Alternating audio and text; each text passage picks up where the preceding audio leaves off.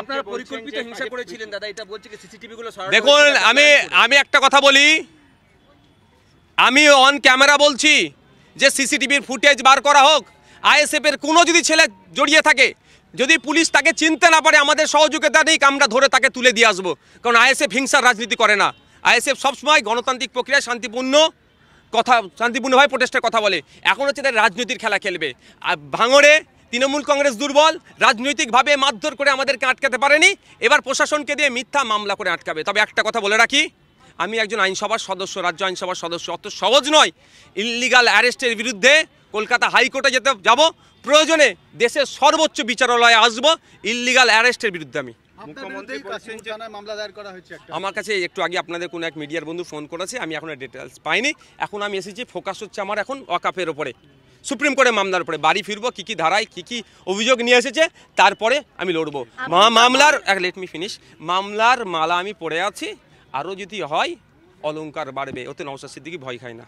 আপনি এখানে দাঁড়িয়ে যখন ওয়াকফ নিয়ে আন্দোলন করছেন, মুখ্যমন্ত্রী তখনই নেতাজি ইন্ডোরে বৈঠক করছেন, তিনি তোপ দাগছেন কেন্দ্রীয় স্বরাষ্ট্রমন্ত্রীর বিরুদ্ধে। তিনি বলছেন যে তিনি চক্রান্ত করছেন, বাংলায় এই মুহূর্তে যে হিংসা চলছে সেটা অর্কেস্ট্রেট করা হয়েছে কেন্দ্র সরকার দ্বারা, কেন্দ্রীয় স্বরাষ্ট্রমন্ত্রী করেছে। দেখুন, ওই কথা আমি নয়, একটা পাবলিক যদি বলে তা বোঝা যায় যে পাবলিক এটা বলতেই পারে।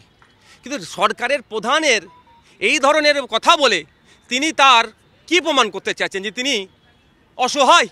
এত ইমামকে ডেকে নিয়ে এসে, গুটি কয়েক ভিন্ন ধর্মের মানুষকে ডেকে নিয়ে এসে তাদের কাছে বলছে আমি অসহায় বোধ করছি কেন্দ্রের স্বরাষ্ট্র দপ্তর। আরে কেন্দ্রের স্বরাষ্ট্র দপ্তর তো কী হচ্ছে? সংবিধানে প্রভিশন আছে, রাজ্য কেন্দ্র সংঘাত হলে সুপ্রিম কোর্টে চলে আসবে সমাধান করতে। তা না করে কিছু ইমাম আর অল্প কিছু পুরোহিতের সামনে হতাশা প্রকাশ করে কি বোঝাতে চাইছেন? অমিত শাহজির বিরুদ্ধে মামলা করুক, আর যদি না মামলা করতে পারে দায়িত্ব আমাকে দিক, রাষ্ট্রের পক্ষ থেকে, রাজ্যের পক্ষ থেকে আমি মামলা করব। আমার দেশে আমার দেশের মধ্যে একটা অঙ্গরাজ্য, একটা প্রদেশ বাংলা, সেখানে অমিত শাহজির দপ্তর যদি বা অমিত শাহজি যদি হিংসা করে, আমি একজন দায়িত্বশীল নাগরিক হিসাবে অমিত শাহজির বিরুদ্ধে প্রয়োজনে মামলা করে দেবো, যদি সরকার আমাকে দায়িত্ব দেয়। মুখ্যমন্ত্রী বলছেন এটা পূর্ব পরিকল্পিত দাঙ্গা। তিনি বলছেন যে বিএসএফ কে 5,000-6,000 টাকা দিয়ে ওখান থেকে ইট ছোড়ানো হয়। আমি একটা কথা বলি, যদি পূর্ব পরিকল্পিত হামলা হয়, পূর্ব পরিকল্পিত কোনো ঘটনা ঘটলে তার জন্য আমাদের পুলিশের একটা উইংস কি আছে, গোয়েন্দা বিভাগ। তাহলে গোয়েন্দা বিভাগ হয় ফেল হয়েছে, নাহলে গোয়েন্দা বিভাগ যে তথ্যটা তুলে দিয়েছে সেটা তারা গ্রাহ্য করেনি। আমি গত দুদিন আগে রামলীলা ময়দানে বলেছিলাম, যদি গোয়েন্দা বিভাগ ব্যর্থ হয়, গোয়েন্দা বিভাগকে ওএলএক্সে বিক্রি করে দিয়ে, বেচে দিয়ে পেঁয়াজ নিয়ে নিতে। আমি আবারও বলছি, যদি আমার রাজ্যের গোয়েন্দা বিভাগ ব্যর্থ হয়, এই খবরগুলো তাদের কাছে না থাকে, তাহলে ওএলএক্সে বেচে দিয়ে পেঁয়াজ নিয়ে ঘরে যেতে।